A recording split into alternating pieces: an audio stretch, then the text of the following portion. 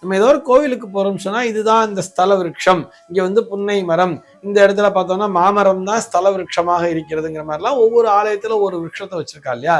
விருட்சம்னு சொன்னா மரம்.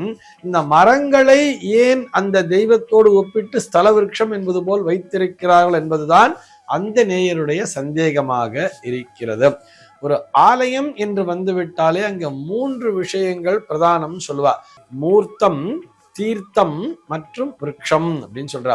அந்த விருட்சம் அப்படிங்கிறது பார்த்தோம்னா அதனுடைய வேர் வந்து பூமியில ஆழச் செல்கிறது அல்லவா.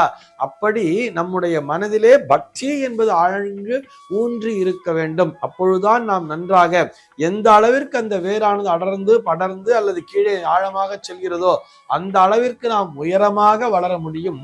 நம்முடைய கிளைகளை நன்றாக பரப்பி விரித்திருக்க முடியும் சொல்றார். இந்த கிளைகள் என்பதுதான் நம்முடைய பரம்பரை, நம்முடைய குடும்பம், நம்முடைய உறவினர்கள் எடுத்துக்கலாம்.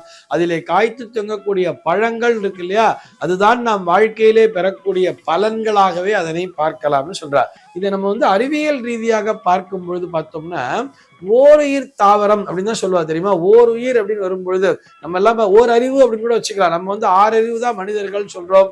ஆனால் அந்த தாவரங்களுக்கும் அறிவு என்பது உண்டு. அவெல்லாம் ஓரறிவு அப்படிங்கிற மாதிரியே தாவரங்களை சொல்லி இருப்பார்கள்.